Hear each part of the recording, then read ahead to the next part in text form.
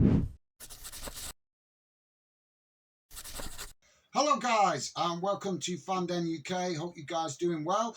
So today we're here for a video as we look at the stats and analyse what Gareth Southgate has been saying with regards to Maguire. I'm sure you guys have heard of it. Gareth Southgate coming out firing in his post-match interviews with regards to the England-Scotland match and the criticism that Harry Maguire received for the own goal. We are going to analyse it, guys, because we're going to have a look at the numbers, see what the stats tell us. So let's have a look, guys, because I've got some interesting stats here for you guys to listen to and analyse as we have a look at this situation, guys, because let's be honest, if we're going to criticise a player, we have the right as fans to do it, but we should do it informed before we actually go overboard. So what we're going to do, guys, we're going to have a look at Harry Maguire's stats. We're going to also look at Virgil van Dijk's stats, because obviously both players are seen as big players for their clubs, but we're also going to analyse Harry Maguire's stats against John Stones. John Stones, also another England player that's quite high profile. So we're going to have a look if the criticism is fair compared to the stats that we see for two other similar players. So let's get into it, guys. As you can see on the screen, this is Harry Maguire's league stats since he's been in the Premier League. As we can see, he made 3 appearances for Hull when he first started in 2014-15 season. Then in his next season, 29 appearances for Hull. Then he moved to Leicester for the 2017-18 season, where he made 38 appearances. And then in 2018-19, he made 31 appearances. 2019-2020 season is when he moved to Manchester United, and that season he made 38 appearances for United. 2020 and 2021 season he made 34 appearances for United. 2021-22 season he made 30 appearances, and last season he made 16 appearances. So I'm sticking with appearances for the moment, guys.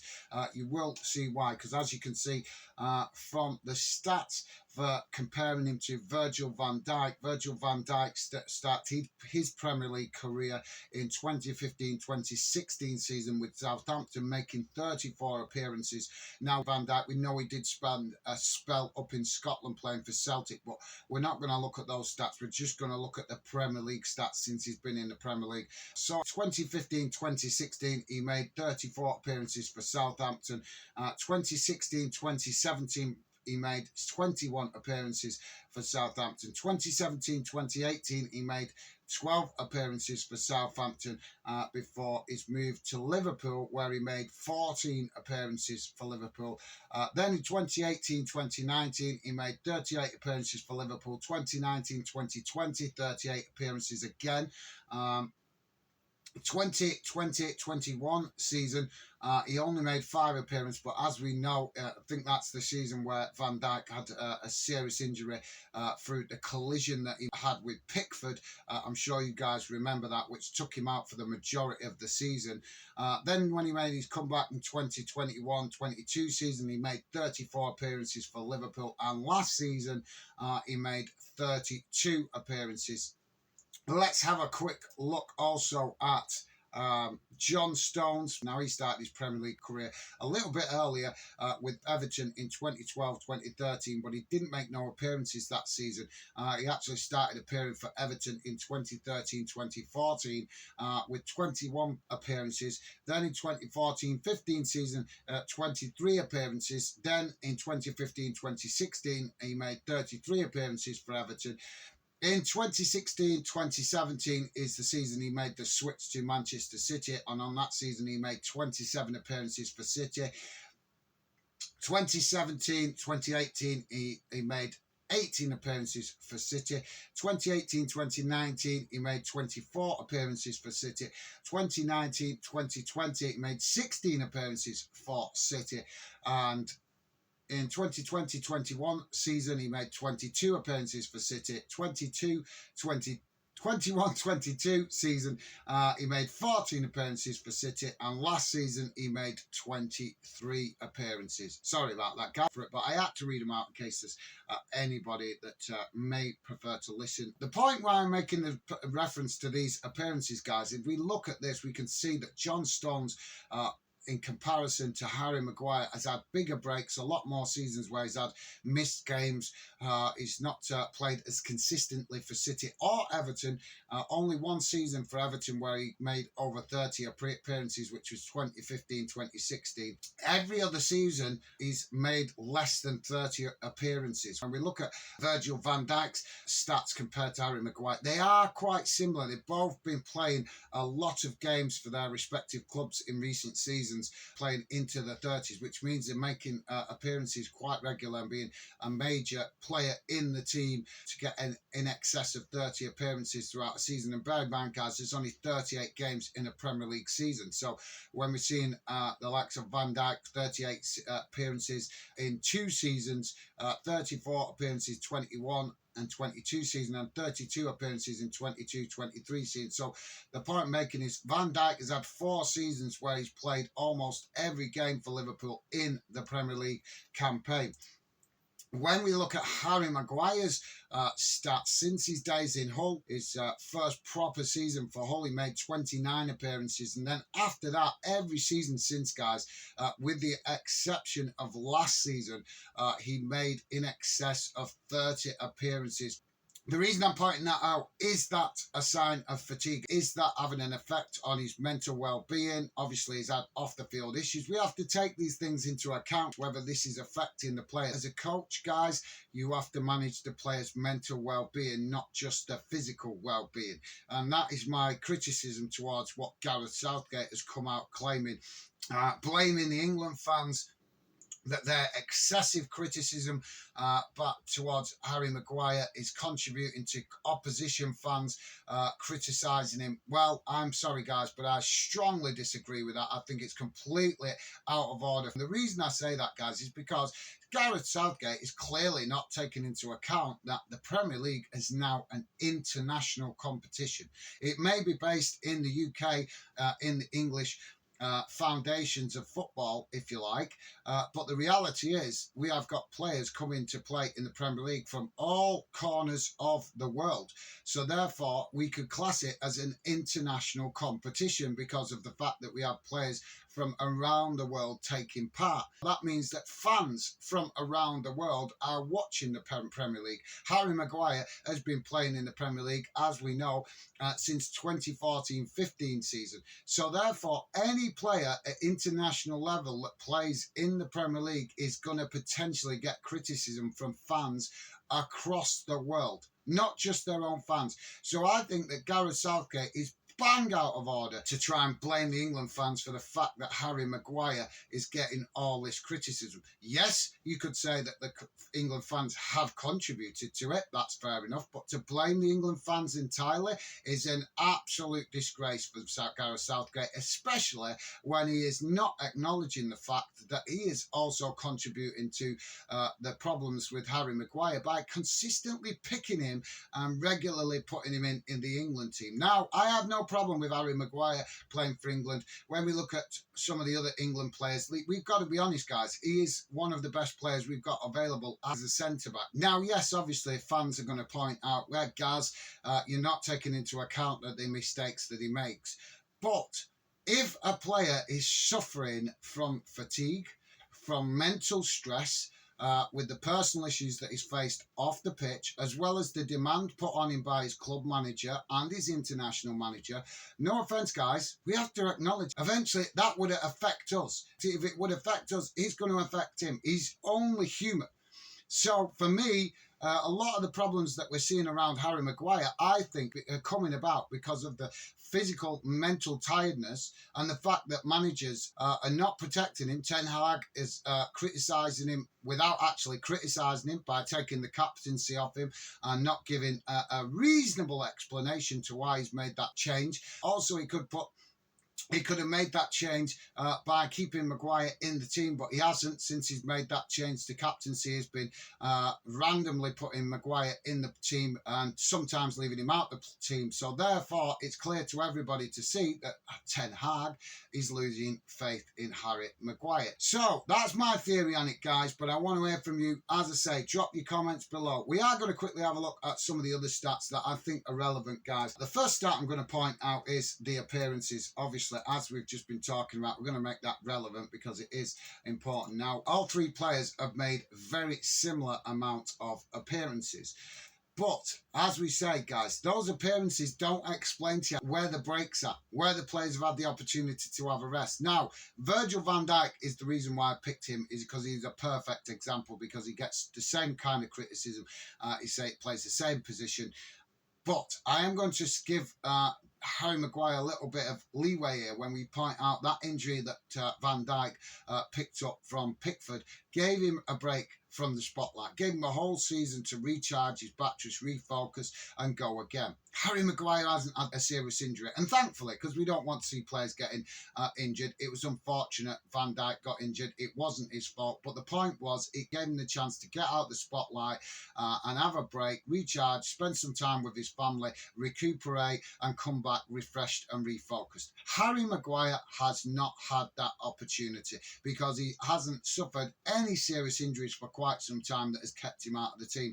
Plus the fact, as we know, representing England, he's an England player. I'm sure Van Dijk faces similar criticism in his own country for his international duty responsibilities as well. But the question is, guys, and I would strongly press this point, I doubt very much that some of the European media are as ruthless on some of their players as we know the English media can be on England players. We know this, guys. It's fact. You look back at players like John Barnes, amazing player for England, but got crucified by the mainstream media, and they didn't appreciate the qualities and the skills that he brought to the England team, and absolutely slaughtered him in the press, and it was out of order.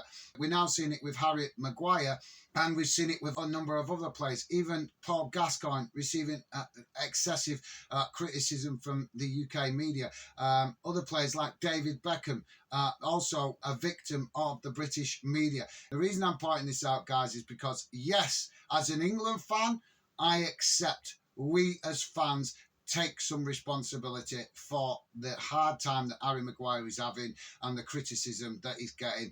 But Southgate also takes responsibility for the fact that he's contributed to it as well. I would certainly praise Gareth Southgate for thinking for himself, for coming out and fronting up the media and trying to take the pressure off the player in the correct way and taking responsibility for the fact that him as the international manager of England has added to the pressure on Harry Maguire by picking him and putting him in the spotlight. Did he really need to come on for that game in Scotland? I don't feel he did, guys. It was a friendly. There was no need to play Harry Maguire. We all know he's been having a tough time. It was a perfect opportunity to rest him and leave him out, and nobody would have thought any different if he hadn't brought him on. So for me, I think Gareth Southgate needs to have a long, hard look at his own conduct and the way he's treating the player before criticising. Now, I'm also going to touch on the fact the mainstream media, guys, because they are an absolute disgrace. The British media keep crucifying England players, has got to stop. Fans need to come together to stop tapping into these media sources that are giving absolutely ruthless criticism towards players just for clickbait purposes, because that's why they're doing it, guys. It's easy news, it's easy media, lazy journalists that are supposed to be professionals taking the easy option and selecting England players because it's easy headlines and it's easy clickbait. Before I let you go, guys, there's some more stats here, and the one that stands out at me, guys, is this one, and that is tackle success, which is coming in for Harry Maguire at 67%. And when we look at Virgil van Dijk, it is exactly the same, 67%. When we look at John Stones, it's actually slightly higher, it's 70%.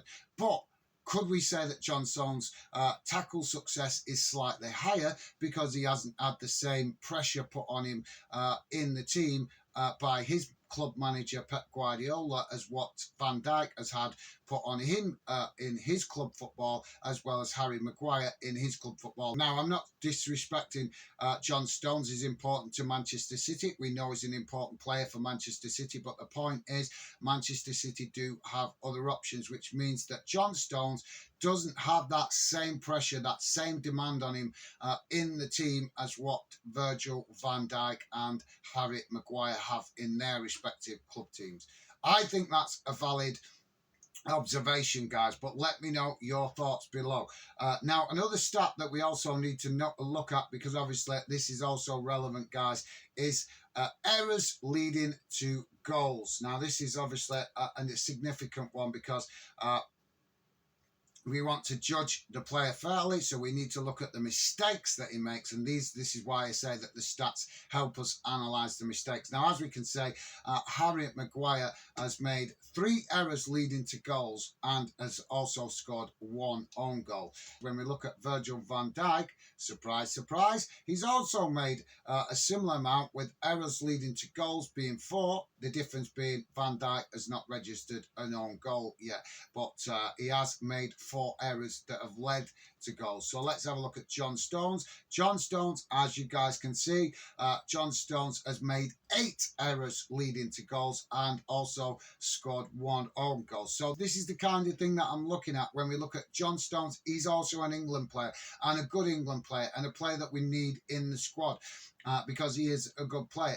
But there is a clear indication that his errors leading to goals have been double what Harry Maguire's errors are, with making less appearances consistently. Now, some fans are going to argue, yes, but if John Stones isn't playing as much for Manchester City, then maybe he's not as much sharp, or maybe he's not as much fit, and that would explain more errors leading to goals. That's a valid point. If you want to argue that point, that is a very valid point. But I would say that John Stones is getting played enough to be match sharp, because let's be honest, Manchester City playing in all competitions, always getting to the latter stages. So even though in the Premier League we might not be seeing John Stones being played quite as much as Van Dijk and Harry Maguire, the reality is, guys, that Manchester City having more options, they are more likely to rotate their centre-backs because they've got other options.